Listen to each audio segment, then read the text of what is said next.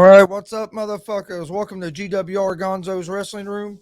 This will be what, episode 5 of it. Yep. And we got a big show planned for today, and we also have a big guest today. Got two guests. Yeah, two. We got pro wrestler Big Whiskey Jared Kripke's joining us today. How you doing, What up, man? guys? How's it going? Guys? I'm doing good. I'm happy to be a part of this. First time doing a little weekly breakdown thing.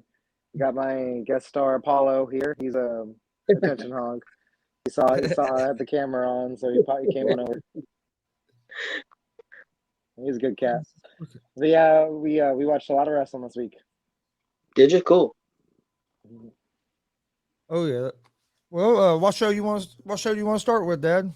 Well, we'll go ahead and start with Monday night if you guys want to. Monday Night Raw, and I'll go with my thoughts first if it's okay. I thought it was pretty good show. I thought the highlight of the show was the gauntlet match with that had all the participants that's going to be in the elimination chamber in the women's match. Rhea Ripley was in the match for 45 minutes. She started off, and it was a heck of a match. Bianca Belair won the match, but Ripley started one and went through everybody. And it was. I don't know if it was the match. It was 2 or 3 matches this week on different shows that I thought were really good. But I don't know. It may have been a match of the week I liked the best. It was really good. The other thing I thought was really good is the Riddle Togo party. That was funny. It was funny. Got to see Jake Oman in about 3 segments. So he was on there in the background. So I thought that was cool. And again, they tied that in with Riddle from the start of the show all the way where Otis and Gable attacked Riddle, and then run it out at the end during Seth Rollins' match where Gable and Otis helped him, and Riddle come out to help Orton. So it was kind of a tie-in, kind of a thread through the whole show. I thought it was good. I thought the Leeda and Becky contract signing was pretty good. I thought Becky's character was kind of different. So I thought it was a real good show. Again, Gable and Otis beat the Mysterios in a match with the Miz help. And so that built up a match between elimination chamber between the Miz and Rey Mysterio. Anytime you see Rey Mysterio, I think that's a good thing. So right now, I really like what they're doing with Otis, and I like what they're doing with Gable, and especially Riddle. I mean, they're starting to build some newer, some different stars. So I thought it was a pretty good show. Alexa Bliss is getting ready to come back too, isn't she? Yeah, she's coming back for elimination chamber. Yeah. Mm-hmm. So, I saw on there they said that doctor or psychiatrist, whoever told her she was cured. Yeah. Oh gosh, let's see if she brings the doll back. Yeah. My favorite match, I agreed with you, Dad, was that women's gauntlet match. That was my favorite match on Raw. It was really good. It was really well put together. It was really good. Yeah, Rhea Ripley. She met her in person, and she's a very intense person. So I could see where the refs were one of those long 45-minute matches. I can see where she could just thrive in that. She's intense. Yeah, I thought the storytelling in the match was good. I thought all the women sold well. I thought all the women got some spots too in the match, to make them not look weak and look good. I mean, I thought it was a really good match. Mm-hmm. Was this the week that had Austin Theory get thrown around by Brock Lesnar? Yeah, that was the opening of the show. I forgot to mention that. Okay. Yeah, he came out. Sure. Brock threw him around and then took a selfie with him, like normally Theory does. He held up Theory and took a selfie with him. Theory's another one that I think they're doing really good with. That I think he's going to do. I really like Theory. I think he's real talented. 24 years old. He comes around like a guy half his weight, man. He makes everything look just intense. Yep. He looks like he's about to kill at every German suplex. Oh man, and he's just not afraid to look like an idiot. And then that smile, man. Oh, he's a natural heel. I just want to punch him in the face with that. I agree. I can't even do it. Smile. I think he's going to be a huge star. Mm-hmm. Well, Brock Lesnar showing all that personality. I haven't seen him do anything like that in my entire life since UFC 100. I love it. Yeah, I love it because it's so different because we've never seen it before. So I like to look at everything coming out looking like a lumberjack and. Yeah, he went from like the lumberjack to a Viking to a cave or to a cowboy. Now he's got a cowboy Yeah, hat. probably. Yeah, he just doesn't care anymore. I love it. And then Yeah, did you see him on McAfee show? yeah. He like I love that Yeah. he was just like. By the way, Pat, I'm such a big fan, and like all that stuff. Yeah. And he was like thankful to be on the show. Like it's not what you expect from Brock Lesnar. I expected him to be like thank you for, or I'll thank you're welcome for being on the show. Yeah. He was just completely chill and down to earth. Yeah, and he laid it out pretty good to the other wrestlers. He said, "Step up and get yourself over, and it's about making money, not about working for the pop." And he was. I mean, and what he said was true. I mean, it really was. That was one thing. I'll wait till we get to AEW, but I want to bring that up because I heard an interview with Billy Gunn this week too on Busted Open, and I thought he had some kind of like those things. He kind of said about about AEW, so I thought it was pretty interesting. Mm-hmm. Yeah, I'm trying to think of anything else that stood out. I know my Facebook feed was blowing up this week. I don't know if you guys did, but like every one of my friends and family and promoters, fans that have added me on Facebook, like my Facebook feed was just nonstop, like different pictures from Raw, like different views of the ring. Like I probably saw like a 360 view of the ring just from my friends that are there. Yeah, because he's in Indianapolis. Yeah. Yeah, my nephew that got I think he was second or third in sectionals this year. Him and my brother, his dad, and another one of their kids went to Raw this week. They said they had a good time. Yeah, jealous. I wish I got that Jake Oman treatment, man. One day I'll be in the background. One day. Because he was on there just 2 or 3 weeks ago. Well, probably about 3 or 4 weeks ago now. He has a bodyguard. Pretty recently, yeah. For his bodyguard, he was on there. It's just, I think he might be on their like list, like whenever they come into town. Yeah. He was in, I think, Louisville with that one show. He went there, and then I think this one in Indianapolis. They used him again.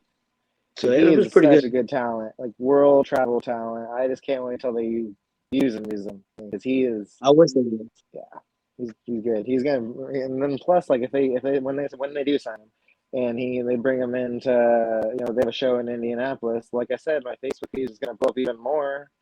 Like he's a draw. He's a draw here, man. People will go see Jake Oman. Yeah, or even if they brought him in as a trainer at NXT, I mean, the guy's got all kinds of talent. I mean, I don't know why he's not signed somewhere. Impact, anywhere. Don't make sense. Man, like just he'll get there because he's already there. But you know what I mean. Like they'll get the contract will catch up to his talent, Sam. I'm sure because he is top notch. Yep. Got anything else that you want to talk about on Raw? No. I'm ready to move to NXT if you guys are. Yeah, I'm good. Okay, NXT Vengeance Day. It was probably since they went to 2.0, I think it's the best show they've done since it's been on 2.0. There wasn't a bad match on the show. My favorite match was the Carmelo Hayes and Cameron Grimes. It was my favorite match. It was so well put together. Grimes is one of my favorites, and I think Hayes is going to be a huge star. Hayes retained the title, the North American title, but that was my favorite match. My second favorite was the Creed brothers, who I love because it reminds me of old school Varsity Club back in the day with Michael Kondo and Rick Steiner and Dr. Death, Steve Williams. It kind of reminds me of them a little bit. And so I love them. And MSK I like. It was a real good match. And Creed brothers won the Dusty Rhodes Classic. I think that's going to help push them up the ladder, definitely. Braun Breaker beat Santos Escobar, another real good match. Actually, the show opened with a real good match, a weapons match, cage match with weapons all over the cage with Pete Dunne and Tony D'Angelo. I thought it was a real good match. I thought it was really well put together. Actually, this was my favorite. Out of the 4 shows I watched, this was my favorite show. Not by a lot, but because I thought all 4 shows I watched were pretty good shows. But this was my favorite show. Mm-hmm. Yeah, it was definitely like a like back in the old days of NXT with the takeover like interview quality shows they used to do. Yeah, Yeah, it was. definitely one of those. And like they didn't even have anything to go against really. So like No. they didn't need to go as hard as they did, but they did. Well, they were on Sci-Fi Network instead of normally USA because of the Olympics. And, I guess they did have to go against the Olympics, but yeah, they was on. They didn't do real well last week in the ratings. I think because it moved to Sci-Fi, and I think a lot of people don't have Sci-Fi. You know, the Sci-Fi is not near as biggest channel as USA, and so but their ratings came back up pretty good. They gained about 100,000 this week from the week before, and Raw had a record low being on Sci-Fi because last week, but their rating went up about 300,000 or 400,000 this week for whatever reason. Maybe people figured out it was on Sci-Fi or whatever. But yeah, I really like NXT this week. Yeah, I thought NXT was my favorite. It was my favorite show this week, and my favorite match was the same as yours. I loved the Grimes and Hayes match. Breaker and Santos was real good. I thought the Sam Knight promo was good. I like Sam Knight. I do too. LA Knight. Yeah. Yeah, LA, said, I don't know what LA Knight. I like Sam Knight. That's the right to God, right? I love Sam Knight. Yeah. I wish Sam Knight was on NXT. I know, right, dude? That's another person who's talented, man. Oh yeah, I love me some Sam Knight. I meant LA Knight this time. Really good. That's all right. Sam Knight, I hope they give you a contract soon because I like Sam. He's a good guy. He's a good dude. But I think my favorite part this week was Gunther and his shirt was all the way buttoned to the very top, like yeah, like he just looking all hard, like he was gonna kill you. And it's looking like I went to a private school, like a Christian school when I was growing up. It just reminded me of that, you know. I'm so ready. Yeah, I'm so ready for him to be on the main roster. The matches they could have with him. Yeah. Whether it was Roman Reigns or Brock Lesnar or Lashley or Sheamus they would just be fantastic matches. I didn't even think about him and Sheamus, man. That'd be good to see. Drew McIntyre, him and Drew McIntyre would be awesome. And the tag team that's with him, I don't know if you've seen them much. They're outstanding. I mean, I think they're the one best tag teams in the world. I really do. So I got to see him in person when I was at the Performance Center. I got to meet a lot of people like Creed and MSK. I got to referee Andre Chase's match. But who were you just talking about? Sorry, I lost it. Oh, it's Imperium's tag team. The tag team. Imperium. Yeah. They were like one of the most entertaining matches my entire weekend there in Orlando. Like that was so cool to see. They like their finishes and their tag team double team maneuvers that they do, so unique. And they're really fluid. They remind me of some of the older tag teams. You know, I mean, they're not as small as the Rock and Roll Express or the Midnight Express. They're a little bigger guys, but they kind of remind me of the way how fluid they are in the ring. Even looking body parts like Arn Anderson and Tony Blanchard. They kind of old school, but they also add some new school to it. So I really like them. I mean, everybody talks about FTR, and I love FTR. I think they're on the level with FTR. I really do.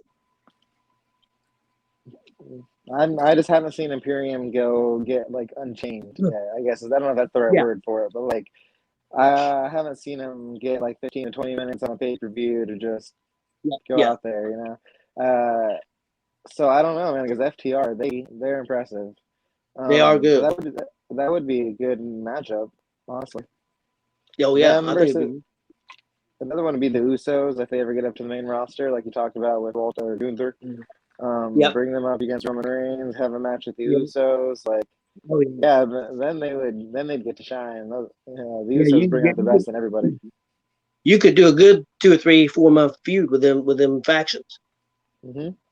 We'll see what happens after Mania because they usually do something a little unique. You know, if Roman retains at Mania, then Extreme Rules, whatever, WrestleMania Backlash, whatever they call it. Like, I'm sure you're gonna have to have, you know, something unique going on because you can't have more Brock Lesnar feud. It's already been like 2 years. Yeah, this will be the third time they've wrestled in WrestleMania. At Mania, and well, not even the other matches. No No, complaints because they're always good. And this time it's Yeah. babyface Brock and heel Roman, so it's a new Yeah. dynamic. And then with what's Paul Heyman going to do? You got that issue. Paul Heyman's great. Yeah. Another guy I like on NXT was that Solo Sequoia. Yeah, the big Samoan guy. Yeah. Yep. Mm-hmm. Yeah, he's one of the Usos brothers. I think he's going to be good. But they're taking their time with him, moving pretty slowly. But yeah, I think like with his hairdo and everything going on, he kind of looks like Dennis Rodman mixed with like the Usos. And his hairdo is just so cool looking. Plus all the tattoos. Yeah, he's got a good appearance. I haven't seen too much of him in the ring. Was he the one that was in the CWC a few years ago? Oh no, I think that that's a cousin that's signed with MLW. So never mind. Yeah, never mind. Yeah. Jacob Fatu's in MLW, and then they've got a couple of cousins in New Japan. Yes, yeah. When we talk about Impact, no, never mind, he's not a cousin. He's not a cousin. That's Camacho.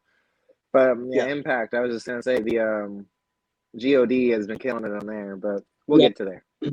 Yep.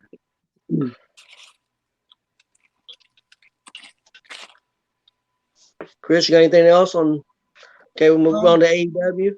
Yeah, we can move on to AEW. Okay, it started with interesting with CM Punk in the ring in his Indian style setting stance, and kind of a callback to his old promo, the pipe bomb.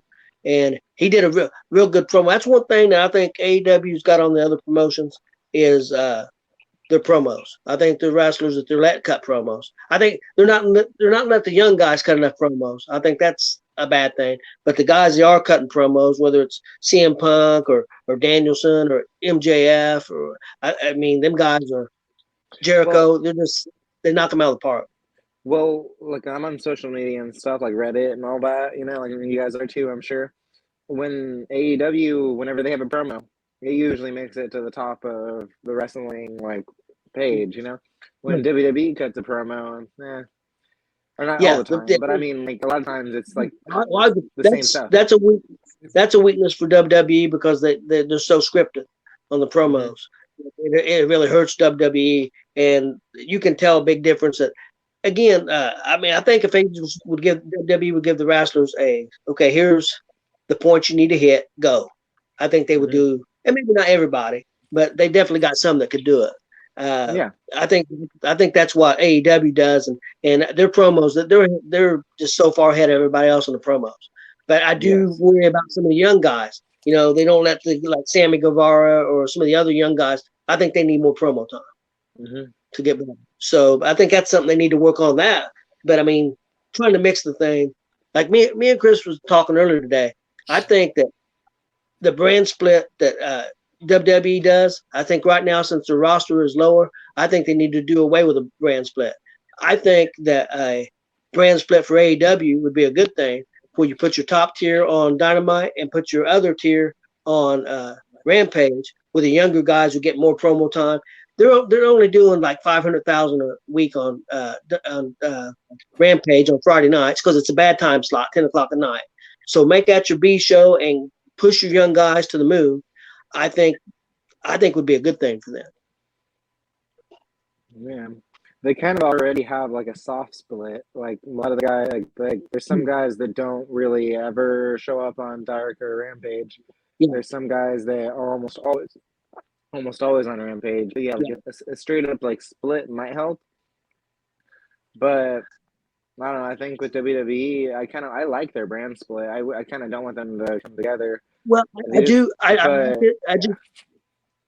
I like it, but when Raw was doing so bad in the ratings and SmackDown was strong, when they did the last draft, they went so heavy to Raw that SmackDown is really hurting right now. They're still drawing good ratings. So I mean, I guess it's working because they're still getting the rating fine, but they're not. But it's not as good a show. SmackDown's right now, I think Raw went from SmackDown being the better show to now Raw's the better show.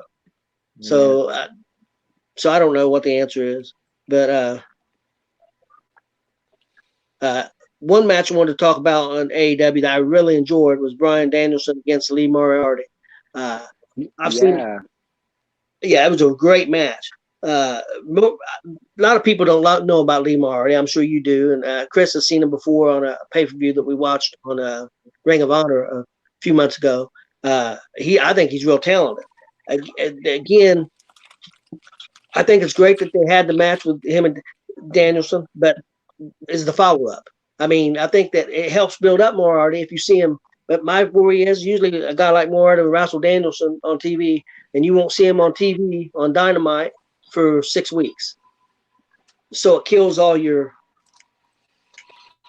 I kind of feel that way with what did that happen with? Like all the best friend stuff. I think Wheeler Yuta I didn't see like half of his introduction, and now he's just part of the best friends, and I like him, but I really I missed it. I missed part of it. I don't know if that was on.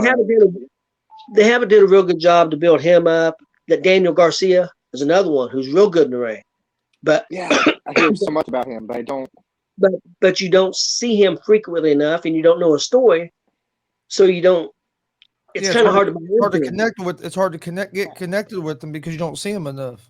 Yeah, I'm looking up his stuff, and I can find his indie stuff, but I want to see what AEW is trying to tell me, or what they're trying to push. And if he's only on it once every few weeks, it's hard to see.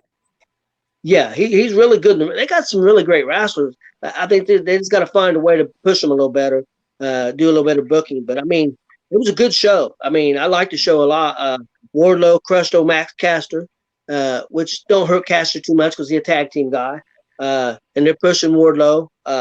Hopefully it pays off when he goes against MJF. It works out for him. I don't know how he is on the mic because you never. I don't think you hardly ever heard him talk. So we'll see. Santana and Ortiz took on Jericho and Hager, and they won the match with the help of. Yeah, it was a good match. One with the help of Eddie Kingston. So we'll see where that goes. That's a nice little feud they got going on, and I'm sure it'll be on the pay-per-view Revolution here. I think it's March 6th. Thunder Rosa beat Mercedes Martinez. That was a pretty strong match. How do you guys feel about Hangman Page as champion? How do you guys think he's doing? In the ring, I think he's doing all right. I just don't think they're using him right.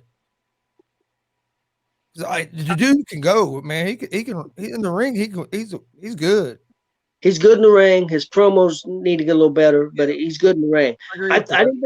I didn't think they did him any favors when the first match he wrestled as a champion on TV was against Daniel Bryan, and you're the champion, and it goes to a time limit draw. I mean, I know it's against Daniel Bryan, but you're the champion. You would think I would have had a couple more matches on TV where he won before you have a draw. See, so my whole thing with this, I love his championship run. I love how he won it.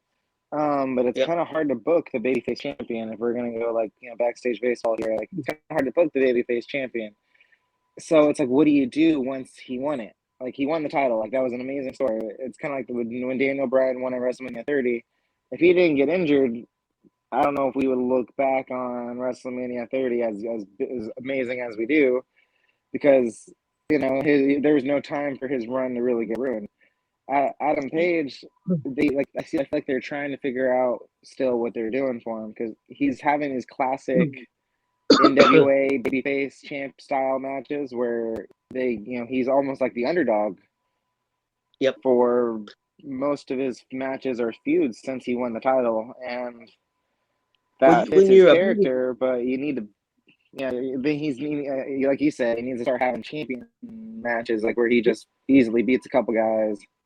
Well, I think the big thing is when you've got a babyface champion, you got to have either big, awesome looking monsters to wrestle, or you got to have great heels. One of the two. I mean, you look back at Hulk Hogan. He had Big John Studd, King Kong Bundy, Earthquake, Avalanche. You know, had a bunch of big monsters to wrestle. Then he had Savage, you know, a big feud. I mean, he had good heels and some great big guys. That's one thing AEW. If you stop and think about who's the great heel. MJF. They have a lot of MJF, but he's not like a monster heel. Like they had Lance Archer, who was the monster. But they the could problem do with Miro him, next. But the problem with Archer is another guy that's been hurt by his booking. That he's been in 2 championship matches, lost both of them, and then other than that, he's not beat anybody on TV except squash matches. So I mean, it's I don't think they don't do very good with the big guys so far. We'll see how they do with Keith Lee, because I'm a huge Keith Lee fan. I mean, that would be good. Chris knows that I am a huge Keith Lee fan. He's one of my favorites, and I'm so mad at WWE for the way they did him. You know, the way things went, and it could have been both ways. You're not there behind the scenes, so you don't know. But I hope that they book Keith Lee right, because I think he could be huge. I really do. I had hopes of the Bearcat stuff in WWE. I wasn't as pessimistic as a lot of people, like, because I like the history behind it. Like, it was an homage to Bearcat. But I don't understand. What they did with him there is a little like just. I don't know. I just like AEW's booking of Keith Lee better so far. Only when it's been a couple weeks. Like, as long as they can keep that consistency going and not just stick him on dark for 6 weeks, like you said. I think they could build him up to be a credible threat for the title, because he's a big boy. So him versus Adam Page would be fun to see, but he's babyface as well, like you said. We need a big heel. Yeah, they need a real big heel. They need a real big heel. I don't know that they have that.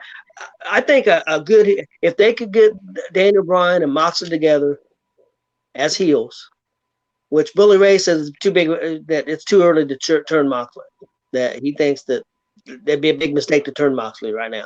But I think a big heel with Moxley and Daniel Bryan, and bring a couple other wrestlers with him, and go against AEW.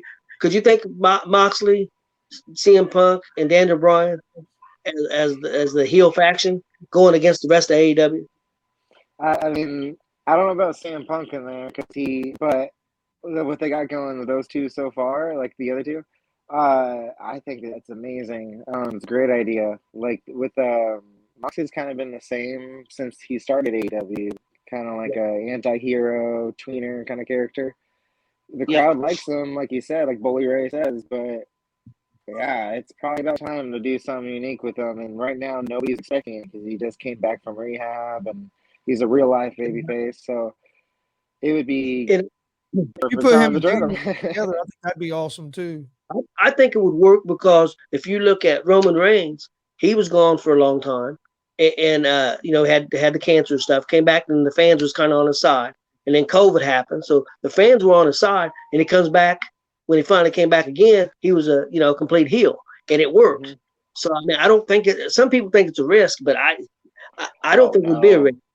Moxley as a heel, that'd be, like we were talking about earlier, some promos to post on social media. Like, that would be something to watch the next day, the next morning. Some heel Moxley promos. Oh, it'd be great. Well, I don't know if you've seen the promo with Daniel Bryan when he went to Moxley the first time.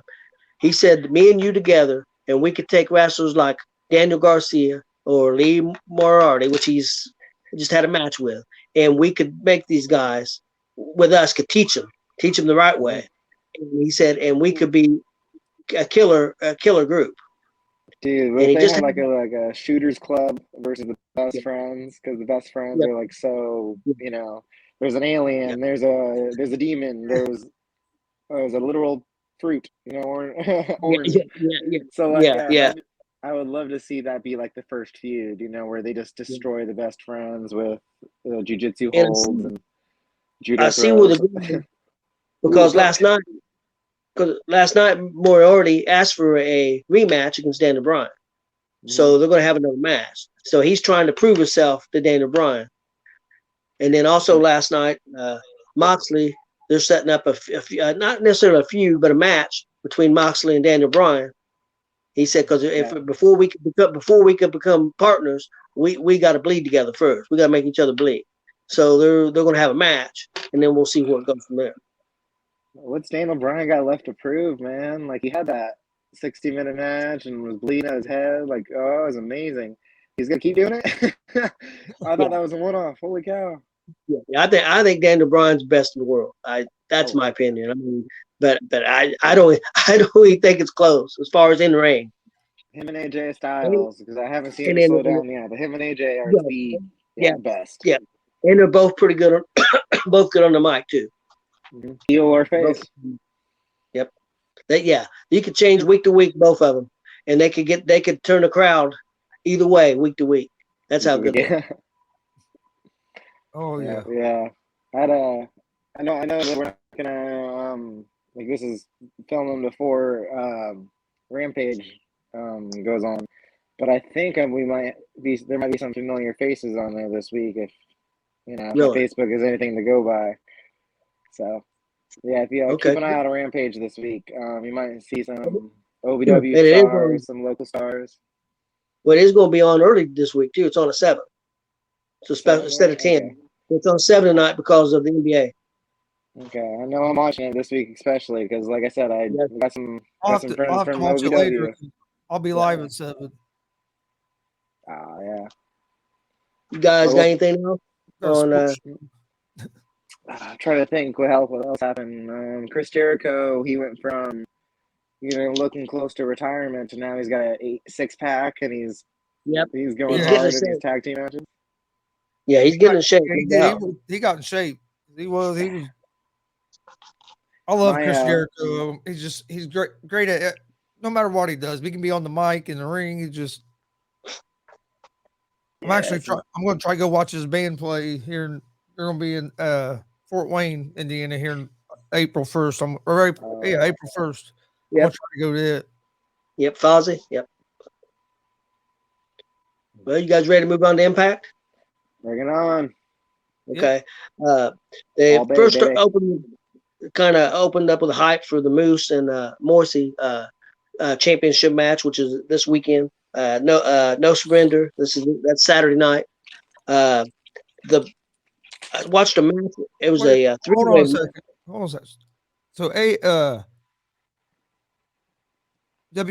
Impact's doing a pay-per-view on the same day as WWE?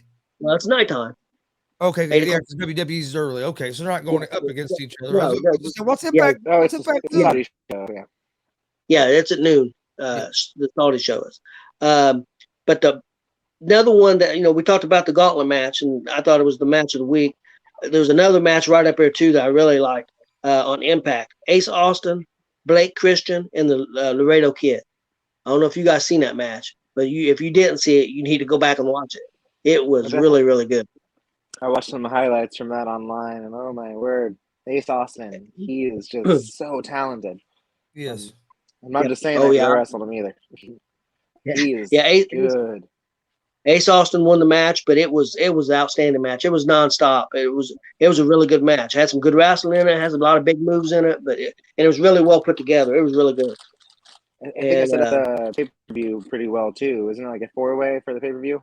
Yep. It's gonna be a 4-way for the pay-per-view. Yep.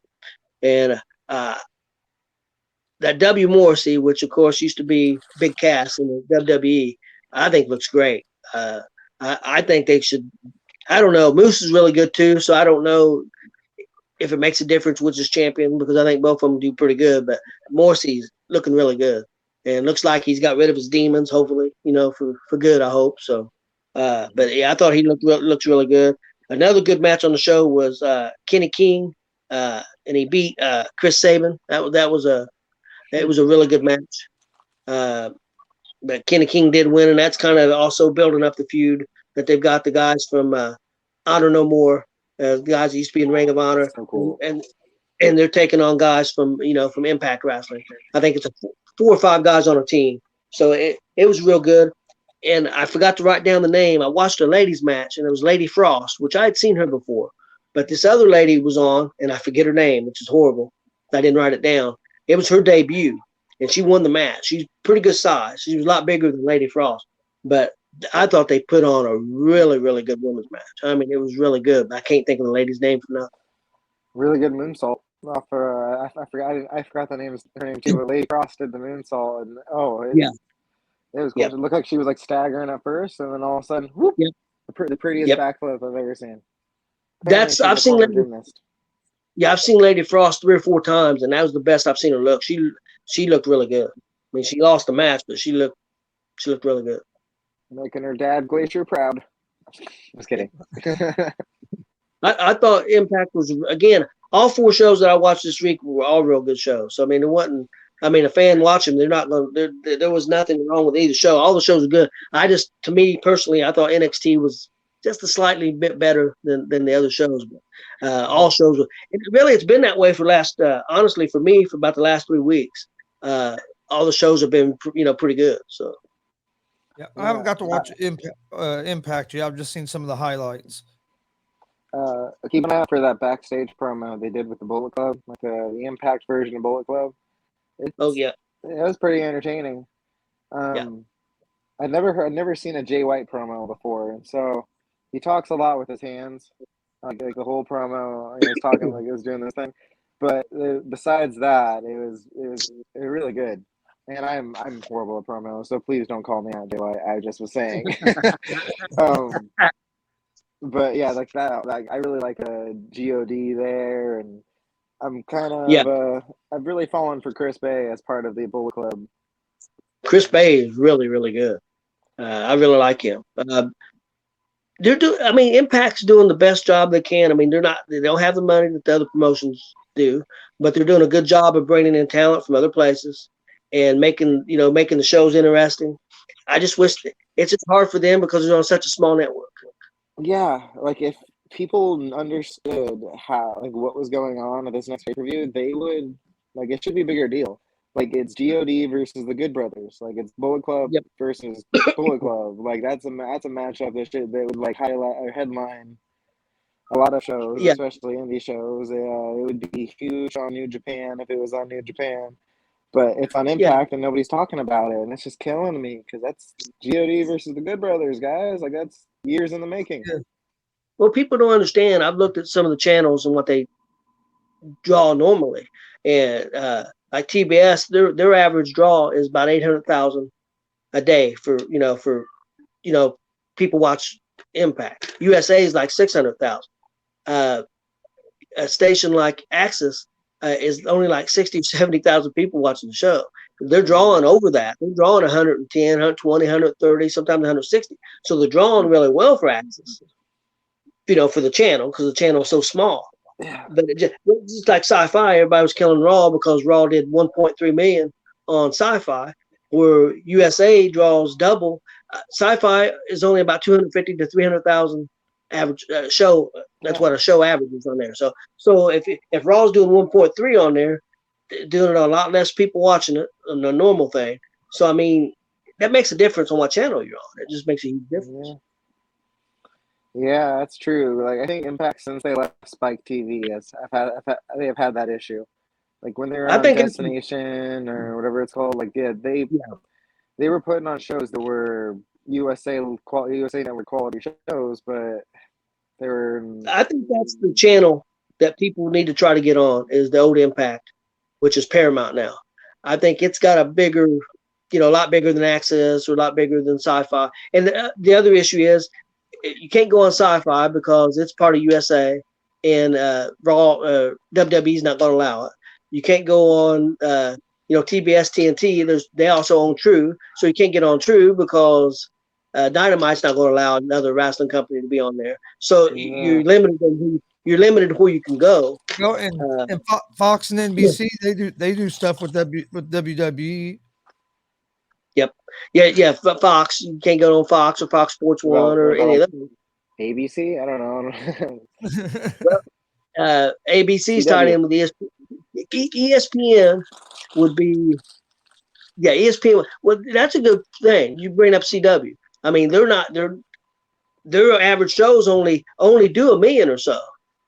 So if you got on there, every household. Yeah. Now that would be I think a route to go would be CW. If you get on there, ESPN would be a good route.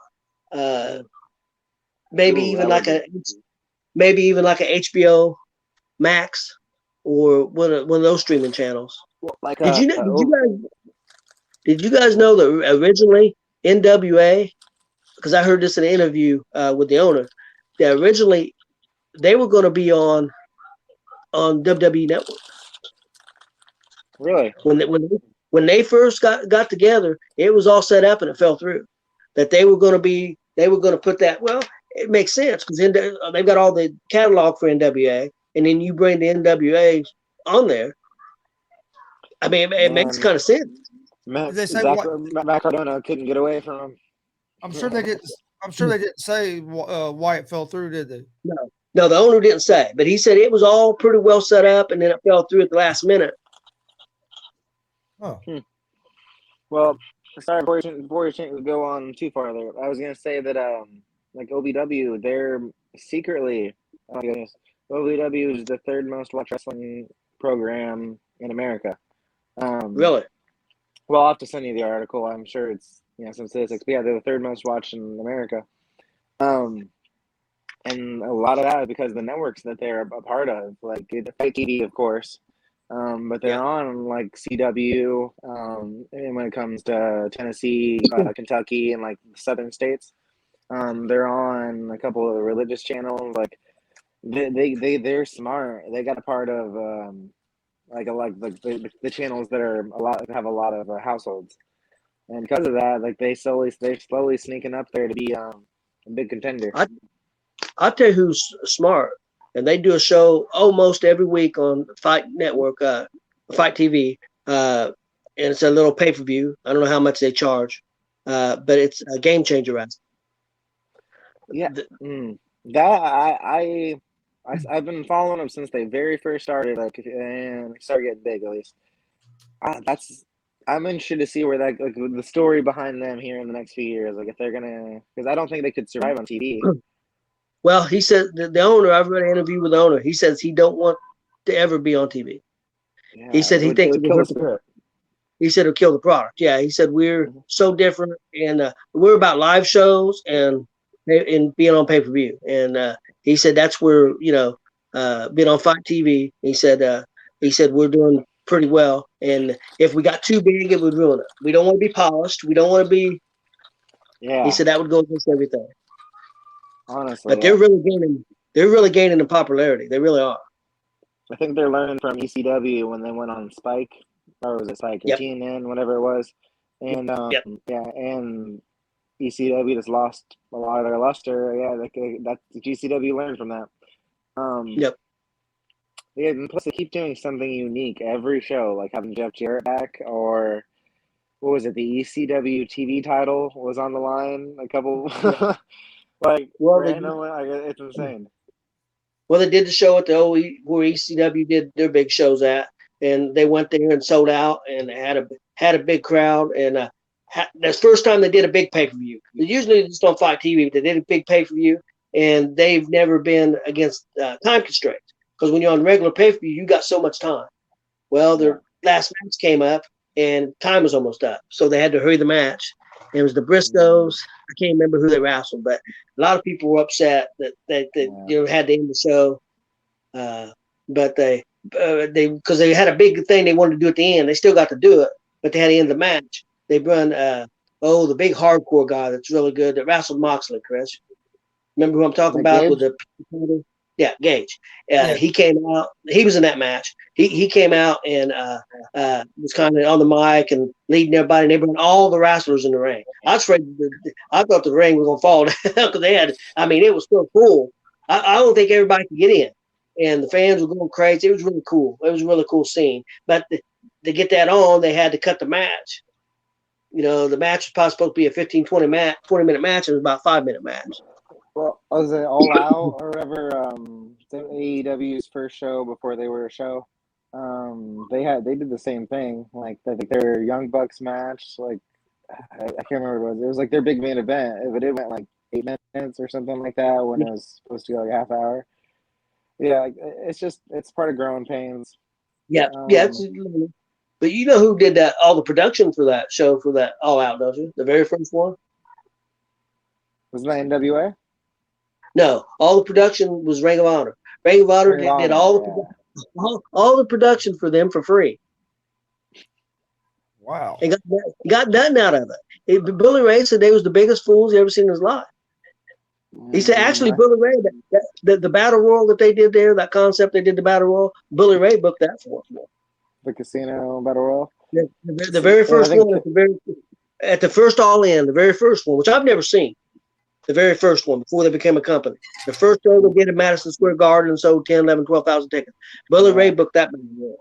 And he said, yeah, Ring of Honor did all the production and everything for nothing. And then all the guys they got their guys. It was basically like a Ring of Honor pay-per-view kind of like, they had like a lot of their guys and stuff there. Yep. Yeah, and then all the guys left and went and started AEW. Exactly, that's the issue though. Like at the time, it seemed probably like a good idea, but yeah, looking back on it, it's like, if Ring of Honor would have been smart, they would have been AEW. It'd be said, but them guys at Sinclair, the owner, they had the same guys. Yeah, Sinclair didn't care. That Sinclair's making money, and they own all those affiliates, and they put all that show on them affiliates, and they make good money.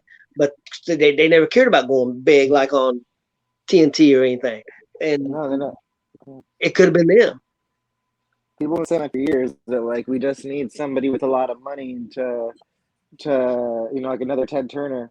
But Sinclair's been there for years, and that's like a multi-billion, $1 million company. Like we had Ted Turner for years, and they just didn't do anything with it. Like they did safe. They made good money with the reruns.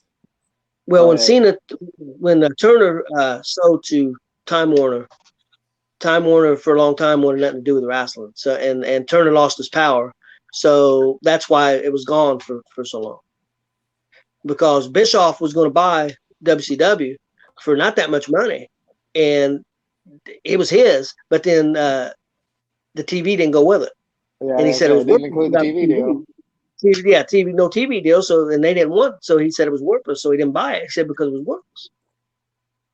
Without a TV deal. So at the time, that's one of those things that was probably the right decision. But then looking back on it, no, you should have held on to that. Could have used it as leverage or something, or at least made it so WWE couldn't have destroyed the brand, and maybe brought it back in a year or two. I think WWE only paid $1 million or $2 million for all WCW. That was all the all the films and all everything. Mm-hmm. I mean that was worth. I mean, you stop and think about it. Now with that being on their network, it's helped getting them $1 billion a year.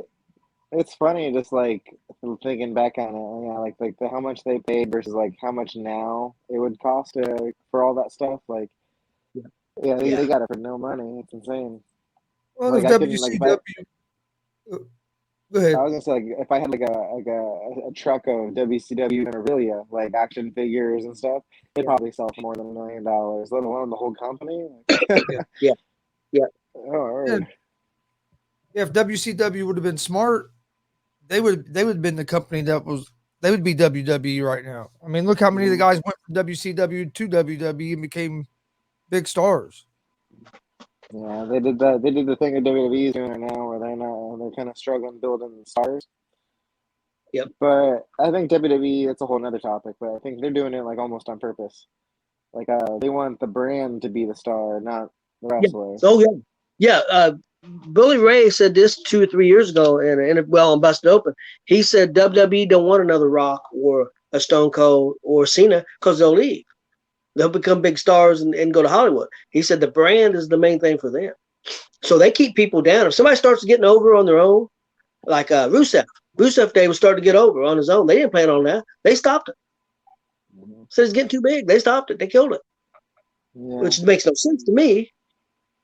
Well, if you like the making the brand the star thing is honestly kind of smart for if AEW wouldn't have came around and there wasn't like a big wrestling boom in like 2016 and all that, it would have just slowly started going like it was going downhill since WCW went down. So what WWE was doing, like making the brand the star, they made themselves like indestructible, to where even if Seth Rollins or Roman Reigns isn't a household name, WWE is, and so they're indestructible. So it is, like you said, them trying to like keep people down maybe a little bit, but also like they just were trying to keep themselves alive when wrestling died, but wrestling didn't die. They could keep me down and pay me $500,000 a year.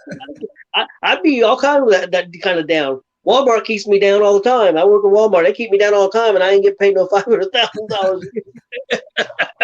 You got a point there. Yeah. It's really WWE, and people will argue this, but I firmly believe it. Is more not in the United States necessarily, but worldwide, they're more popular now than they've ever been. Mm-hmm. When you go all through the world, I mean, they say Monday Night Raw in India, 4 or 5 million people watch that every Monday night.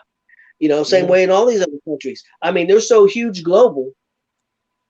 I mean, it's just like you said. Everybody said AEW is going to put them out of business. They never going to put them out. You can't put them out of business now. It's not like it was 20 years ago.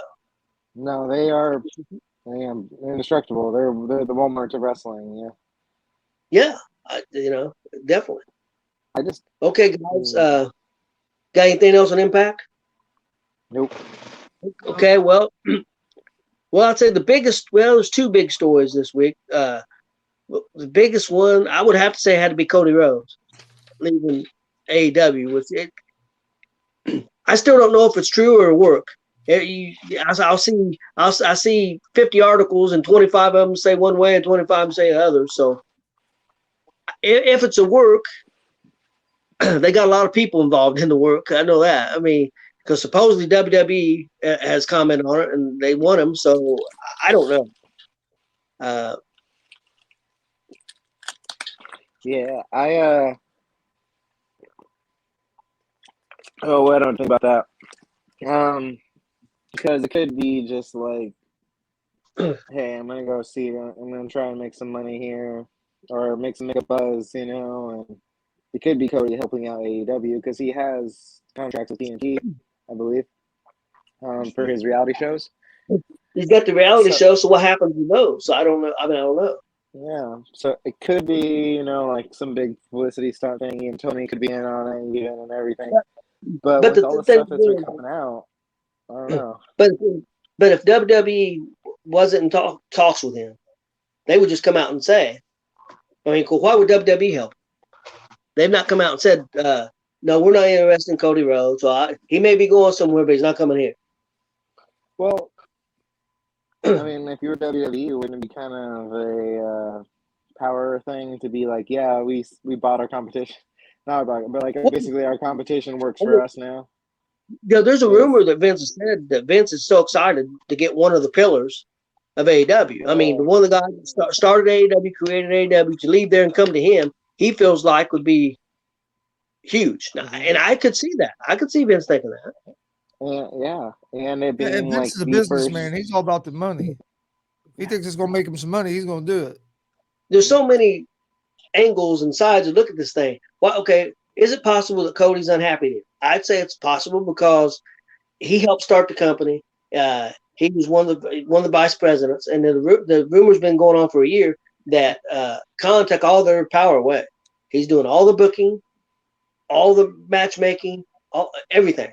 So all the VPs are basically just a name only, and maybe salary, but they're not making any decisions anymore. If that's true, and don't get me wrong, I don't think the Young Bucks care about making decisions. I don't think Kenny cares about making decisions. I think Rhodes did. Well, I mean, look at his dad. Dusty's kid. It's kind of funny. Like I saw a post about that online about how he's just doing what his dad used to do. And I mean, I wasn't around then back then. I'm a kid, or was a kid. But yeah, it's true. Like Dusty would go from place, he'd work himself all the way up to Booker, and then he'd go to WWE and wear polka dots, and then he'd leave, and then he'd go back to where he was, or start up another place. That's a Rhodes thing to do. But he just wants to leave as big of an impact on the industry as possible. I mean, I can't blame him. Well, Tommy Dreamer told a story, which I didn't know, that that Cody never wanted to be a wrestler in the beginning. His dream was to be in Hollywood, to be a big star and stuff. So I can see that. Where would be a better place to go than WWE with the Hollywood connections and that? Mm-hmm. So I don't know. I mean, it's hard to say what's going to happen. I think it'd be interesting either way. If he does go back. Do you think he still wants to do movies and stuff? I don't know. Because he has his reality shows. He seems more like a philanthropist more than a actor. Maybe. But I could be wrong. I don't know. And then also, I don't know if WWE would be interested in Brandy Rhodes. That's funny though. Like you bring her up because like I don't know them at all. But it's funny the amount of like online rumors and stuff I see. There's a lot of people like saying bad stuff about Brandy. So I'm like, oh, that's another thing that makes me think it's not a work. Like if it was a work, I don't think they would be saying bad things at all. So I don't know. But I don't know. I've seen a lot of good stuff from Brandy as a wrestler, as an on-screen talent, and then backstage. Like she's done so much with the community outreach stuff. I would. I think she's good. I think she could be an asset to WWE with the community outreach stuff. Her in the ring, her in the ring, I haven't been real impressed with. I'll be honest. She's been hit or miss. I've seen her on the mic where she's been real good, and I've seen her on the mic where she looked out of place. But I do think she's got better on the mic. When she first started on the mic, the first year, I thought but the last couple times I've seen her on TV, you could tell she got better as she worked out. Yeah. Like when she was doing like that sinister stuff, I wasn't that much of a fan. Yeah. But the boss lady Brandy, I like that. Yeah. One of the things they brought up that Brandy wanted to beat Jade Cargill. And there's no way you want her to beat Jade Cargill. Yeah, she's kind of slowly becoming a crossover star right now. Jade, I've seen her like she's getting some mainstream attention. And then also the other issue was they said that Cody was upset because they brought in Punk and Bryan and they were both making more money than him. I mean, if you're the guy who helped put this company together, I can understand that. Honestly, yeah, I can too. So I don't know. So we'll see. I would be interested to see what the WWE would do with him. I just worry that it might go real well for a year, and then it might not go well after that. After the newness wears off. But I mean, does he need longer than a year? Wait, hold on. Sorry, does he need longer than a year to prove his point though? Like if his point is to like if he was wanting to get back to WWE to would prove that he was at that level, at that main event Roman Reigns level, like that is one thing that could be said. One thing is that Drew McIntyre was fired. He left, went out all over the world, went to Impact, to come to NXT, proved himself, and now is a fairly big star. I know making good money. Cody leaves. They didn't feel like they believed in him. He's went out and look what he's done. Maybe Vince will see the value in him. Mm-hmm.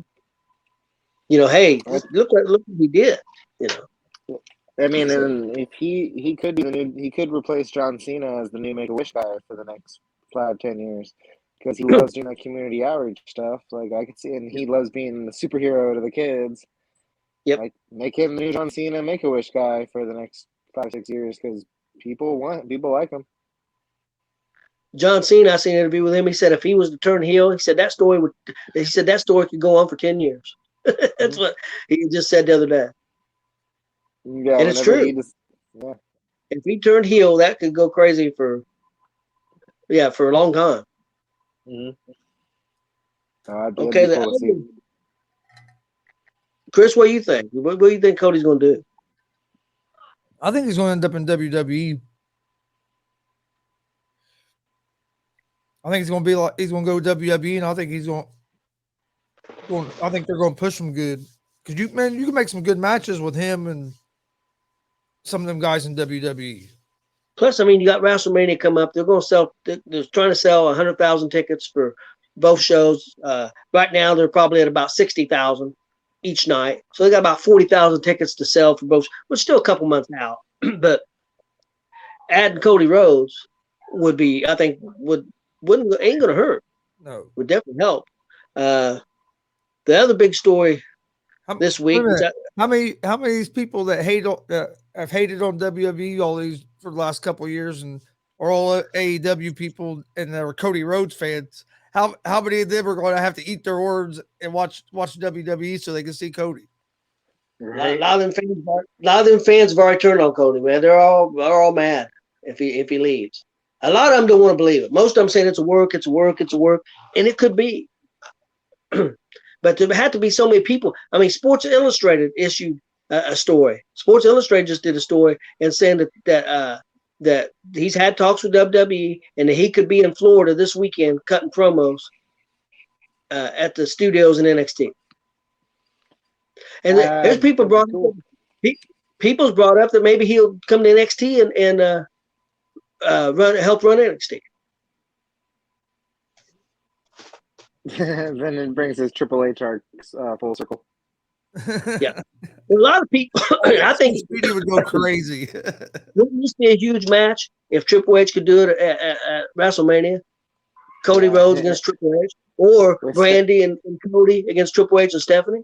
Yes, that's what I was gonna say. If you didn't know, I just just having the girls there, like. But I don't know if Triple H is healthy enough to do it with all the health problems he's had. So that's the thing. But if you could, that would sell tickets. There ain't no doubt about it. Oh yeah. People could say what they want.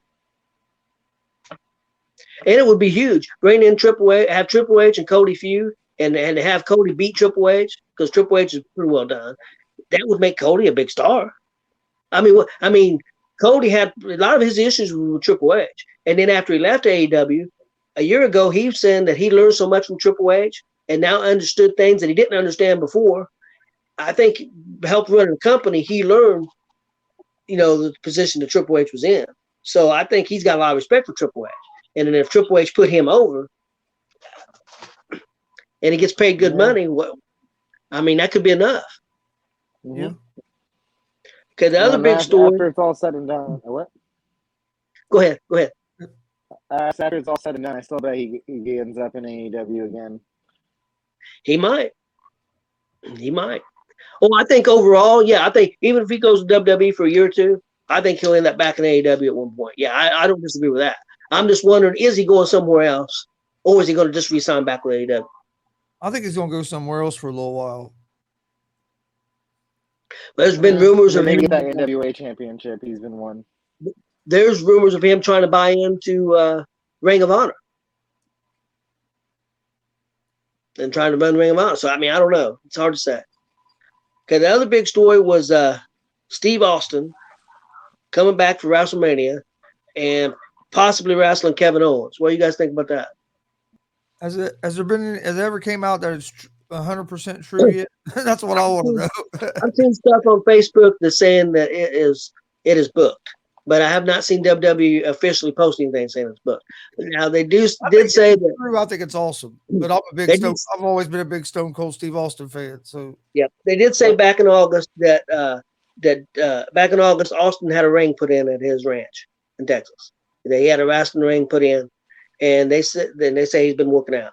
I did see the interview here 2 years ago where he said there's no doubt in his mind he could do another match. He said he didn't think he could have a run, but he thought he could do another match and do it safely. Are you thinking like a Edge match, like an Edge kind of comeback, like a real match, or are you thinking like a? I'm thinking a match. 6 minute like punch stunner match. I'm thinking probably anywhere from 6 to 8 minutes. More of a stunner match, work safely. Yeah. Because, I don't know. Because when he was injured years ago, he basically was just a brawler at the end there. Yeah. So, I don't know if he could still bring that same. So it wouldn't be that different, is what I'm trying to say. It wouldn't be that different than old stuff. And you can bring the same intensity without looking old. You just don't want to ruin his legacy. Yeah, and in Texas, they're going to love whatever he does anyway. So, he'd sell tickets. There's no doubt that if they announce him coming back to wrestle, it's going to sell a ton of tickets. I feel like Kevin Owens would have to do really something to just piss him off, because like Stone Cold, it doesn't really fit his character. Like Leeda, like Leda's all excited to be like, "Yay, I'm back! Here's a match." Well, did you see Raw last week? No. Okay, Oh, Raw. right. I watched some last week. Yes, some of it. Did you see or this past Monday where Owens he's in Indianapolis and he addresses the fans and he says Indianapolis sucks, but then he stops and he said, "Who really sucks is Texas." He said, said that they did a poll in Texas that they want him on WrestleMania, because a week before they said they didn't know if they was even going to have a match for him at WrestleMania, and he was devastated. They did a poll in Texas, and 100% of the people in Texas said they didn't want Kevin Owens on the show in WrestleMania. He said Texas is the worst state, biggest. I mean, just went on about a 5-minute rant about how Texas sucks. Okay. Who lives in Texas? Who lives in Texas? You got two people, either Stone Cold or Undertaker. So, but they've announced Undertaker's. They did announce today Undertaker's going in the Hall of Fame. Mm-hmm. Officially. Do you think Undertaker would come back for another match? I think it'd be a deal where I think what they would do there if Stone Cold's not coming to wrestle, they would just have Kevin Owens get in the ring and talks about how Texas sucks, and then Undertaker's gong would go off and he'd come out and crush him, and that would be it. Yeah. I just don't want that for Stone Cold. I want an actual like. Well, I've read articles. I've read some articles. Again, how much of the stuff is true that you read online, But I've read articles where it said it's not going to be one match, that he's going to come back for a series of matches. See, I have seen that too, and kind of like a Goldberg. Is that what you're talking about? Like they saw that where like a Goldberg run. Yeah. See that? Yes, people's talked about having the Goldberg, and I don't think he's in good enough shape to do a Goldberg match. I don't know. And I know nothing. Yeah, I haven't seen him in a while. Yeah, I know nothing. He's been pretty well. He's kept himself pretty well hidden, like from the public eye. Besides podcasts, like he might, take his shirt off and be like, "Oh my gosh, it's Stone Cold." Speaking of that, his new show on WWE Network, I think starts tonight. He's got Ron Simmons as a guest. That'd be good. Yep. I hope Austin comes back. And Chris, I think we should go to WrestleMania. I would love to go. Lady said today on Busted Open she got a ticket, $350. We could drive if we could find somebody to drive with us, and I've got a place we could stay for free. I've got relatives. Yeah, we do have relatives. They live in Dallas. Keep me in the loop. I got relatives live in Dallas. My biggest problem is the driving, because I can't drive very far. Yeah, you're talking 18 to 20 hours to Dallas. I don't mind driving. I do that all with wrestling and stuff, but it's the time off of work is the hard part. Yeah. Well, I tell them at my work I'm going to tough shit. You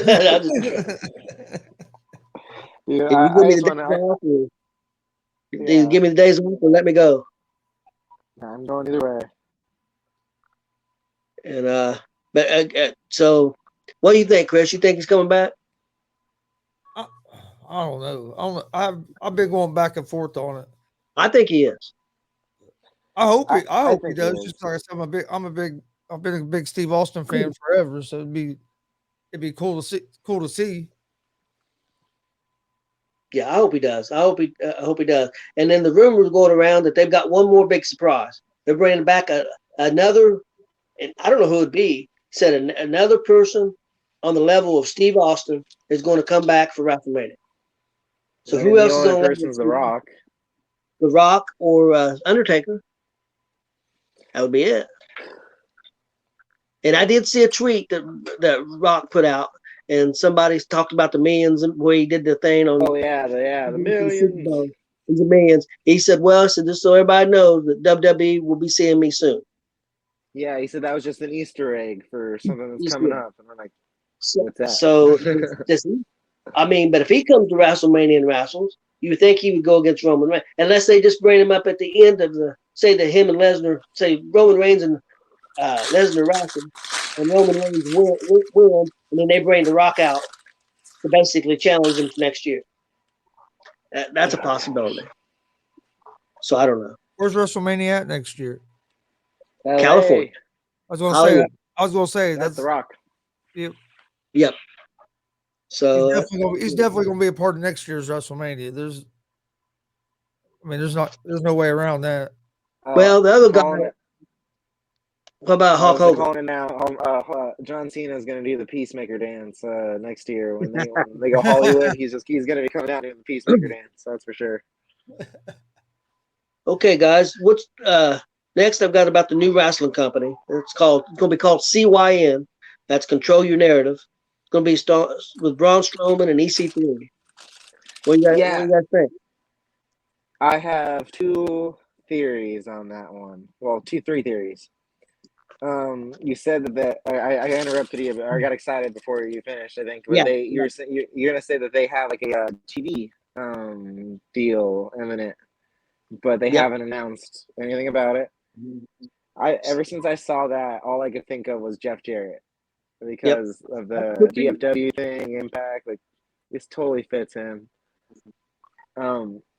But then aside from that, I'm trying to figure out what kind of company it's gonna be. Like my theory is either it's gonna be like a Ring of Honor 2.0, or it's gonna be like Hoss Fight. You know, like 'cause you got Killer Cross, Killer Cross Adam is Scher, EC3, like big. They've always buff guys. Yeah.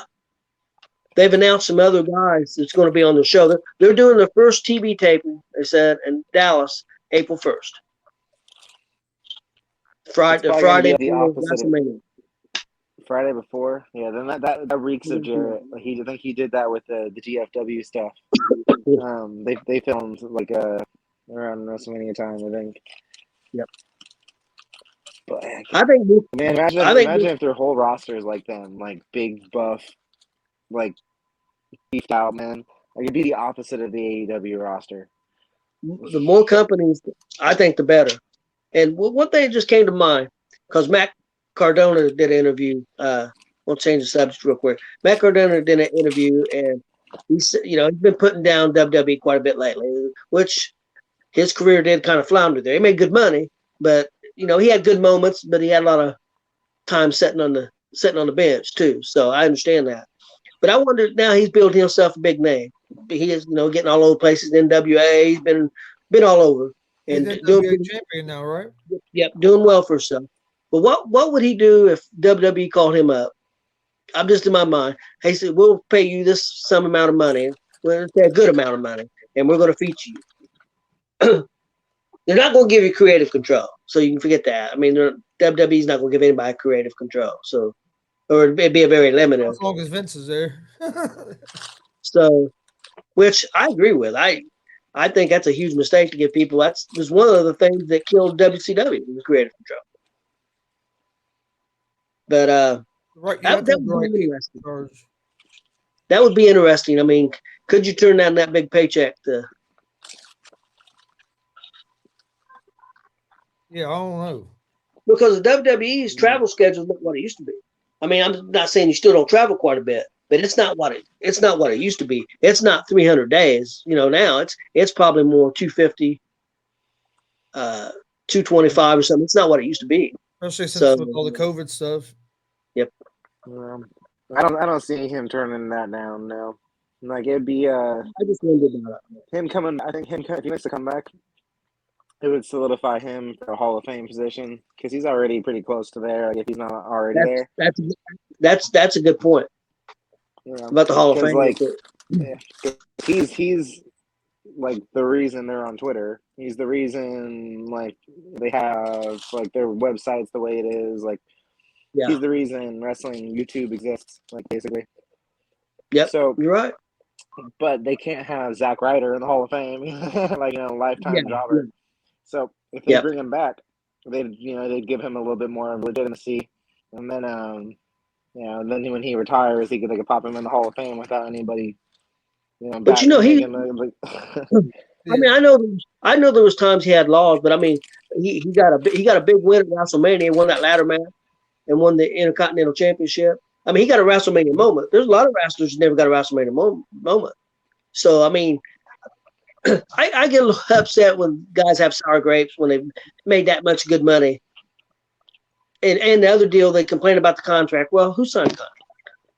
Mm-hmm.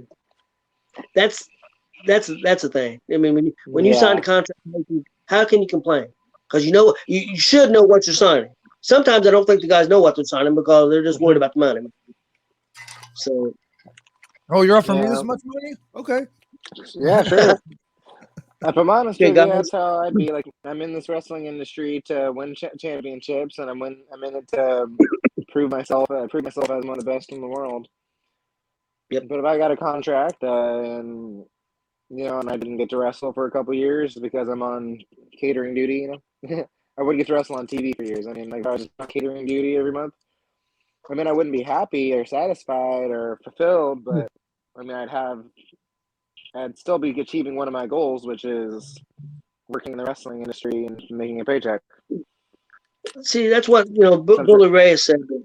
Billy Ray said that he said you should know what you're signing. You should have lawyers look at what you're signing. And he said what him and his partner did, they always did the downside guarantee. So if something happened, you was going to get that amount no matter what. Where most of them guys wanted a deal where they got paid more per show, and got paid more for their percentages for wrestling shirts and stuff like that. They depended so much on that. And if something happened, if you got hurt or if you're Alicia Fox and you don't have a T-shirt for 10 years, or the pandemic or something like that happens, he said Billy Ray said, I got my check every week, and it was the same amount every week, and it was a good amount every week. And he said, but he said he still gets money for Dudley shirts. They still sell Dudley shirts at shows. He said about every month he'll get a check. He said, I'm not saying it's a huge check. He said, but it ain't nothing to laugh at either. Mm-hmm. So, I mean, if I pay my bills. Yep. Okay, guys. The last thing I got is, well, we still want to talk a little bit independent wrestling after this, but we got Elimination Chamber coming up Saturday. It's going to be on Peacock at noon this Saturday. So the first match I've got written down is Goldberg and Roman Reigns. You guys got any predictions? Roman Reigns. Before you say anything, and this don't mean anything necessarily, but I've heard that it's been predicted. The WWE has said that there are going to be a lot of twists and turns and swerves in this show. Now that could be maybe will be nothing, but we'll see. I see Roman Reigns winning. I don't know. How could you have Goldberg beat Reigns? Well, going off of what you just said, what if they just redid what they did at Royal Rumble, but had Goldberg cost Roman the title? And then Roman be in the Elimination Chamber match? Yep. Yeah. Possibility. I'm not really liking that idea, but I'm gonna go with Reigns. I don't think Goldberg is. I think Goldberg's in Saudi Arabia because the prince over there loves Goldberg. He's big. He's got a mark. Yep. So that's what I think. Next match is the men's elimination chamber. Freezing Brock Lesnar, Bobby Lashley, Seth Rollins, Austin Theory, Riddle, and AJ Styles. It should be a hell of a match. Should be fantastic. Now this could be. I'm gonna do 2 picks. I think. I don't think that. See, it depends. It depends if they're going to have a title match with Lesnar and Roman, because if both of them would have titles, and it'll be a title match. But WWE makes so much money on having both titles because selling belts. So I don't know if they want to do that or not. So I'm gonna not pick Lesnar. Because Lesnar's. I think we'll get a match with Reigns anyway. So I'm going to pick Rollins, and my dark horse is Riddle. I was thinking Lashley retained. What? What if Riddle wins and Orton turns on him? Like, this for the title, right? Yes, this is for the title. So if he wins the title, and you go a couple weeks down the road and Orton turns on him, and you have a WrestleMania match between Orton and Riddle. That does. I think that is where we're going. Is the Riddle Orton match at Mania, but I don't know if it'll be for a title or not. It's true. That would fit though. Especially if they're having that could be a good opening match. Because sometimes they split up the world titles, or one opens, one closes. That'd be a good opening version of it. I'm thinking Lashley retains because that way he could they could build him up for Mania. But if there's gonna be a twist, I think the most reliable person to win this would be AJ Styles, because then they could. He's a champ. He could face anybody like Edge, and that's a guaranteed good match at Mania. Well, the rumor I've been hearing is AJ Styles and Edge anyway at the WrestleMania. So I've been hearing that now, which I think that's a great match with a belt, or with or without a belt. So yeah. What do you think, Chris? I don't know. I think maybe AJ Styles, or I could see him going with Riddle too. Though they've been pushing Rollins pretty hard lately. That's why I put. They've been pushing him pretty hard lately. Yeah. So I don't know. Hey, why don't they shock the world and have Theory win it? I would like that. I like it. I would love it, but I don't think they'll do that yet. Well, who do you think they're gonna have Lashley wrestle at WrestleMania? That was wondering that too. Who does Lashley wrestle at WrestleMania? If he retains the title, then they could. Him, Big E, and Drew McIntyre in triple threat. Not Drew McIntyre. Who was the? Well, actually, that'd be about right. But I think they might be on SmackDown now, aren't they? Yeah, he's on SmackDown now. See, I thought it was going to be what I originally thought. I thought this was before, but they moved Big E to SmackDown. I thought Lashley was going to have the belt at WrestleMania, and I thought Big E was going to challenge him at WrestleMania and win the belt back. Yeah, I thought, but then they moved him to SmackDown. That's why I was thinking a triple threat, but I think, yeah. Gosh, I don't even know. Bobby Lashley. I don't know. That's why I want AJ to win, because he has that feud with Edge. It'd just be it'd be built in, It'd be easy. Next, we got Becky Lynch versus Leeda. Easy win for Becky, sadly. I love Leeda, legitimately. She's one of my favorite women's wrestlers when I was a kid with Team Extreme. But they're going all in with Becky, and they're not gonna drop the title to Legend, I don't think. I don't. Yeah, that would be a good win too. Unless they're going to try to build, unless they have Leeda win and have Becky wrestle to get it back at WrestleMania, but I don't know they would do that. I don't know if they would do that. Next match is Elimination Chamber for the women's. Liv Morgan, Rhea Ripley, Doudrop, Bianca Belair, Nikki ASH, and Alexis Bliss. This sounds like a Becky or Bianca Belair match to me. And they become a number one. They become a number one contender for the belt at WrestleMania. Whoever wins this for the Becky championship. I have to say it had to be Belair or Ripley. Yeah, with that 45-minute thing they did on Raw for Rhea Ripley, showcase now, for Rhea Ripley. I don't know how they would get there. Bully Ray predicted it should be Becky Lynch, Rhea Ripley, and Bianca Belair in a triple threat at WrestleMania. I don't know how you get there, because the winner of this becomes number one contender. What's Sasha doing? I have no idea what she's doing, or if what's her name comes back, the one who got the hurt knee. Been gone for about 9 months. Asuka? Yeah, Asuka too, but the other one. It was Sasha's partner, tag team partner for a long time. Bailey. They say Bailey's about ready to come back. So I don't know. That's why Leeda. Sorry to go back to Leeda, but Leeda could win, and then it'd be like a triple threat because Sasha Banks loves Leeda, so it could be like Sasha, Leeda, and Becky at Mania. But I think Bianca Belair is gonna win this match, so I don't know. I go with Bianca or Belair. maybe Sasha or Bailey show up and replace one of those competitors. I'll go with Belair too, and then my second choice would be Ripley. I like Belair. I think Belair. I like to see him let. Damn it, I can't think of her name now. Nikki Ash win. I'd like to see Dewdrop. I think Dewdrop's excellent in the ring. Yeah. Mm-hmm.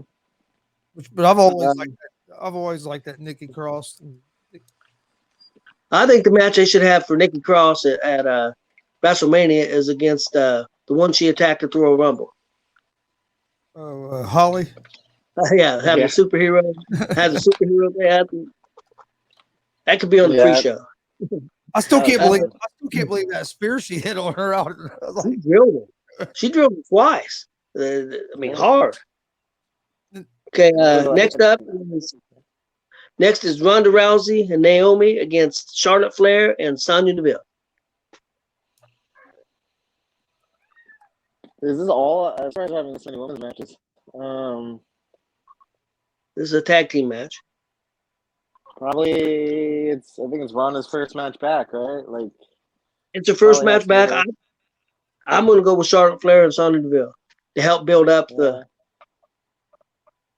I can see that too, yeah. And I think they're gonna have Naomi and Sonya Deville at WrestleMania in some kind of stipulation match to end the feud.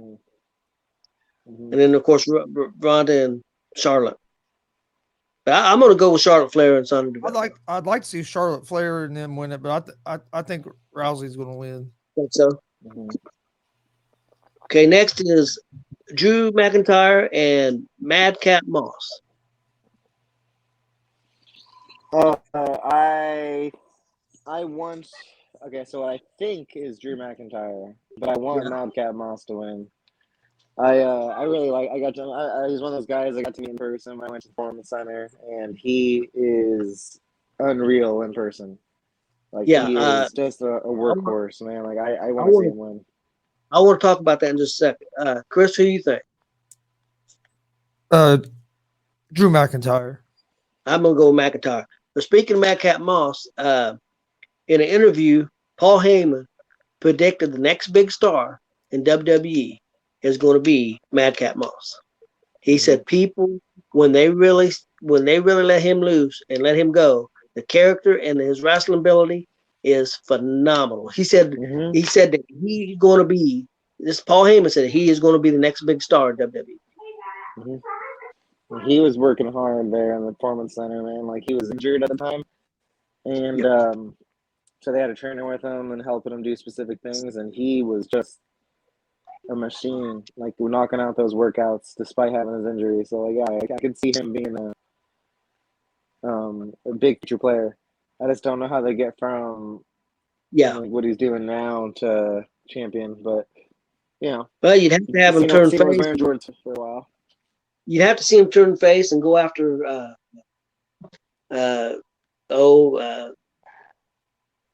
guy he's teaming with most time, Happy Corbin. Baron Corbin. Happy Corbin, Baron Corbin, whatever. Them two were killing me in the Royal Rumble. Yeah, they were good. That match at the Rumble was phenomenal. They were funny. Next up, Rey Mysterio versus The Miz. I mean, Rey always loses. Yeah, I think it's going to be The Miz. I want to see Rey win, especially in Saudi Arabia, but I don't know. I think Miz will win, but I want Rey to win. Yeah, I think Miz has been losing lately, so I think they got to give him a win. So I think it'll be The Miz. Yeah. I'm gonna go with The Miz. I feel like they got something big for him planned for Mania, but I could be wrong. I tell you, I think would be a great idea for Mania. They're not going to do it, but to bring back John Morrison and John Morrison's wife. Just do it for one match. Just sign them a contract. Say, well, just for one match, we'll pay both of you $100,000. You two against The Miz and The Miz's wife. Honestly, that would be really good. Like Taya Valkyrie versus Maurice. Like, yeah, I think it'll be awesome. And if you offer both of them $100,000 to come wrestle one match, they do it. Yeah.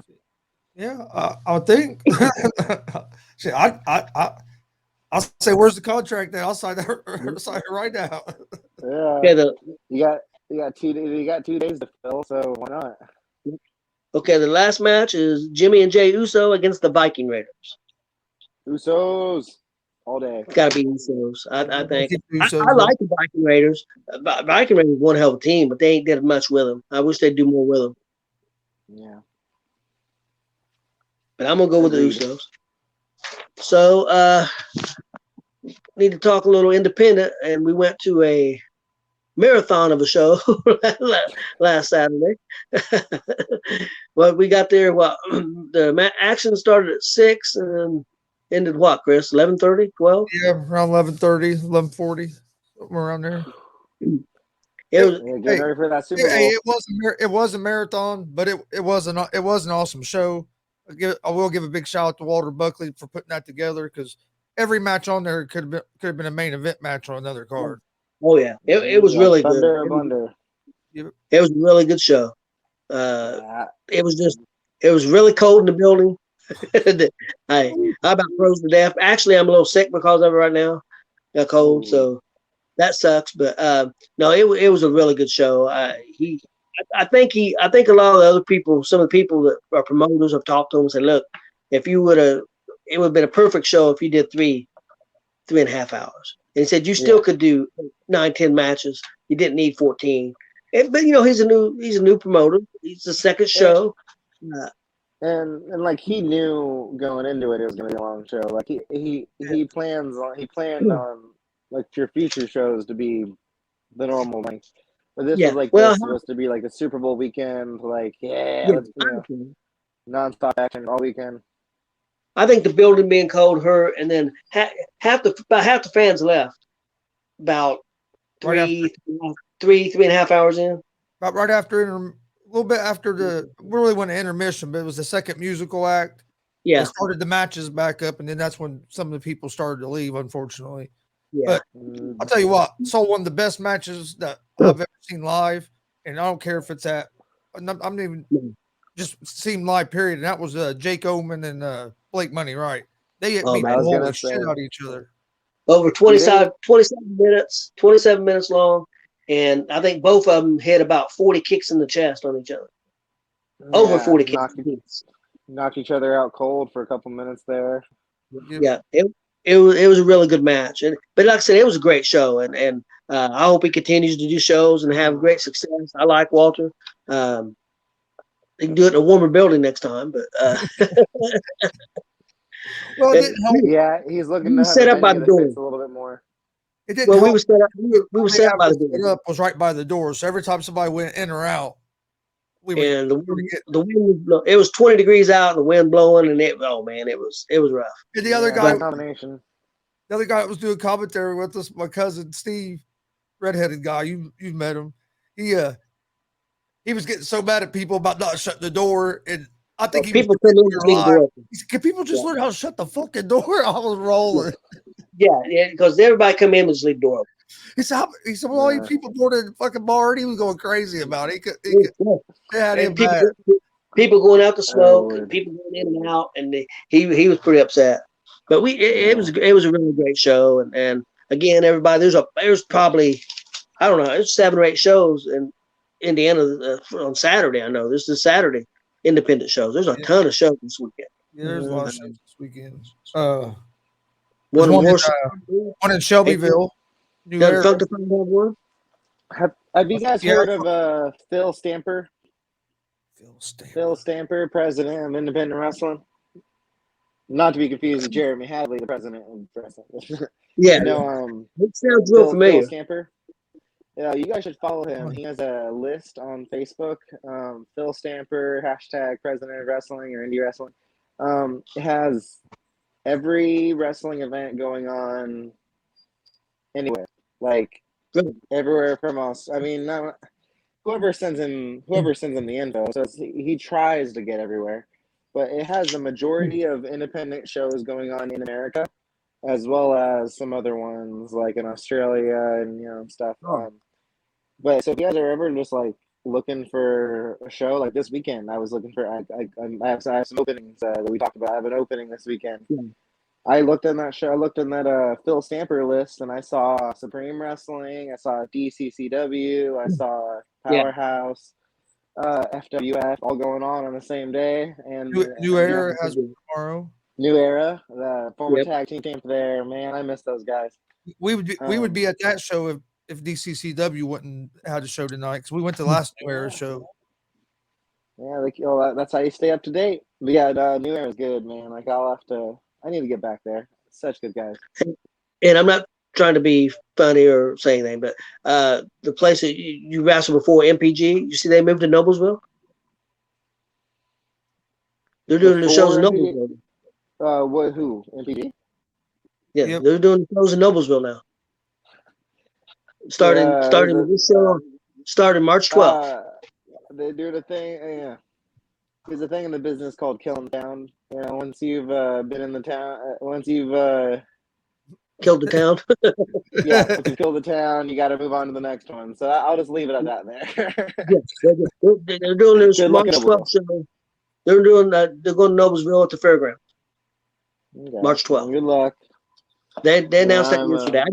I just wondered if you've seen it. I wasn't, No, I was because I was how I was wondering how that was gonna go because it's like I said, when you kill a town, you can't stay there for too much longer if you want to make money. So it was over there definitely. But that Noblesville and Bloomington, that's a pretty good far piece away. Yeah, it's a whole new market. I haven't been in that area too much. Okay. Yeah, Noblesville's not too far. Let's see if I can't break into DCCW. I'm going to try that one this weekend, I think, we were talking about earlier. I hope so. I hope to see you there. With the Rock and Roll Express, isn't that what I said? Yep. That's going to be a good show. That's going to be a real good show. They're great guys. They're great. A lot of the guys from WCW go there. A lot of the wrestlers, and of course Owens is there. So that's going to be a big match. Owens against JKO against ladies' man Mike King. Yeah, that's going to be a big match here. Ooh, a lot of chops. Yep. Hey, I felt with them JKO chops. I wouldn't want to. I don't want to.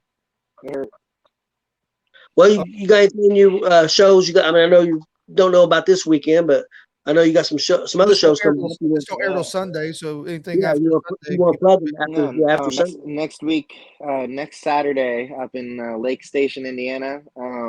I won the match of the year and breakout star of the year for their end of the year polls, and I won it's called their Chasing Destiny Championship. That's for Crash Tested Wrestling. So this is my first appearance there since I've won all three of those things, and so I don't know exactly what's going on, but I know I have a lot of celebrating to do. So that'll be in Lake Station next Saturday for Crash Tested Wrestling. If you can't make it there, I 26 on my calendar. Yes, 26. 26. Yep. And then the day after, Warrior Pro in Danville. I think I'll see you guys there, right? Yep, we'll be there. We're excited. Yeah. I don't know if I have a match planned or if I'm just going to be there to hang out, but I'll be there. Cool. Well, if you're there and you're not busy, you can always come jump on commentary with us for a little while if you want. Ooh, good idea. All right. I love talking. So one other thing, we're doing something. We were going to do it this week, but we're going to give it another week. We're asking wrestlers, fans, whatever, their top 10 tag teams of all time. So if you want to get shoot your top 10, ain't no wrong answer. I mean, I've got some from different eras, so I mean, there's no wrong answer. Everybody's, on age is going to be. I mean, if you want to pick the 10 that you think are the best right now, if you want to take from the 70s, 80s, mix them, whatever. So there's no wrong answer, but we just like to see everybody's what they're thinking. And we'll talk about it on the podcast next week. So not now. Next week. Okay. Yeah, next week. We're going to do it this week. Like, man, real quick. Yeah. We're going to do it. We pushed it to next week. Send them to me or something. Yeah, we already got some pretty interesting ones. Like Marcus Fine sent me a list. Yep. Uh, Got one from Pete from WCWO. Guy Big works Pete back. from WCWO. So Okay, I'll send you my list. I got like I got a fun one going on in my head already. Yep. it's I got All right, mine. auto. It's hard What? because There's so many teams I like. I had 20 that I liked, and I wanted all of them on it. Well, you can't do that when there's 10. Yeah. So just make 2 lists. I could have. You guys remember, I'm a lot older than you guys, so I seen a lot of tag teams in the 70s and the 80s. You know that were great. The Bruiser, Crusher, the Valiant Brothers, Blackjacks. So. Yeah. You know, I got those, and then I got to see the Steiners and the Rock and Roll Express and Midnight Express and Arn Anderson and Tully Blanchard. You know, so I mean, then you go another era, Edge and Christian and the Hardy Boys. So Bully Ray and Devon. So it just depends on what you like. I mean, there's no wrong answer. One of the better ones, British Bulldogs. I don't even think I put them on my list. Yeah. So, I'm looking forward to that Warrior Pro show because we were supposed to go to their last show, and then I ended up with COVID. Somebody had to get COVID. So. Hey. Got the bid. Hey, I think it shut me down for a couple weeks. I think he was trying to kick the bucket. I think. Yeah, I'm glad you hung in there, man. Yeah, blood pressure was a 60/40. That's not too good. Girlfriend had to call an ambulance come pick me up because she couldn't get me out to the car. That's terrifying, man. Like, oh yeah, that's absolutely terrifying. What my blood pressure was. I was like, oh crap. It was terrifying. Heart rate was under 50. It was crazy. Yeah, because I couldn't go to the hospital with the rules. So I'm just sitting here by the phone. That's no fun. It's also a cold flu season, so yeah, no visitors. But one good thing about it was back years ago when I first started coaching high school wrestling, I started coaching a middle school team at Monroe Central High School, just outside of Muncie.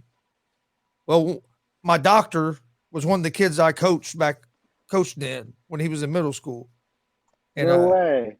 He came in there and before I left, he said, "Hey," he goes, "I just want to let you know you're the most influential coach I ever had." He said, "You'd be surprised how many papers I wrote for school on my way to become a doctor. The papers I wrote about you." Yep.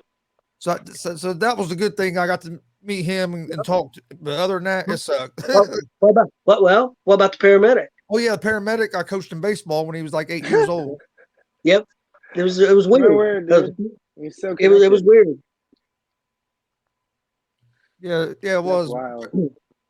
Yeah, her and her boy Eli was trying to get me out to the car, and they couldn't. Finally, I told her, "You're just going to call an ambulance." I was like, "Cause I can't move." Yeah, I was done. Good. I'm looking forward to Warrior Pro. I've heard good things about him. Yeah, it's good. Buck Sexton, Ronnie's a great guy. We got to meet him. I got to meet him in person there at the Thunder Blunder. Got to talk to him a little bit. Yep. Good. Him and his dad. Yeah, him and his dad. Yeah. One of the most supportive guys I've ever met. Cool. All right. You have anything else, Dad? No, I just hope people I just hope a good weekend this weekend, a real good show. Hopefully we get to see him there, I hope now. So maybe if we're lucky. That's the goal. That's the goal. I'll try to be there. Have your cat send in his top 10 for the tag team. Yeah. That way you can do 2 lists. Definitely not the British Bulldogs. Yeah. Okay. Definitely not. Or the Moon Dogs. Exactly. No, none of the dogs. No. All right, guys. Thanks for having me here. I really appreciate it. I love getting to talk with you guys. Yeah, we appreciate you coming on. Like I said, you're welcome to be on anytime. If you are at Warrior Pro, you can always come jump on with us for a little while. Or if we see you. Yeah, or if we see you tomorrow, you're more welcome to come over and jump on. Mid-match. I'll be in there mid-match. Okay. Drop a guy with a body slam, come on over, talk crap for a little bit, and then go back at it. Hey, that works. Hey, in AEW, you would have plenty of time because they go out of the ring sometimes 4 or 5 minutes. So they take their time. You would have plenty of time. I'm saying that for a friend that I know watches, and he's a big AEW mark. So I'm saying that on purpose. I know I make him mad when I criticize, which I like. I watch AEW every week. I like it, but if I see something I don't like, I'm gonna criticize it a little bit. Same thing with WWE. I'm a wrestling fan. Doesn't mean I'm not a critic. Yep. All right, guys. I'll see you guys next week then, or this weekend. All right, hopefully. Talk to you later.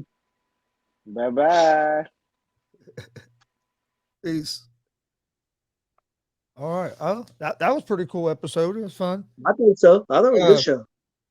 Before we sign off here, because I know this show won't come out. DCCW will be already over, but Warrior Pro Wrestling on the 27th. If you can't make it to Danville, Indiana, we will be streaming that live. Yep. So just check out our YouTube and Twitch channels at Gonzo Sports Room, and you can find that. Other than that, you got anything else? Nope. All right, we will see you guys next Sunday with another episode of G.W.R. Have a good weekend.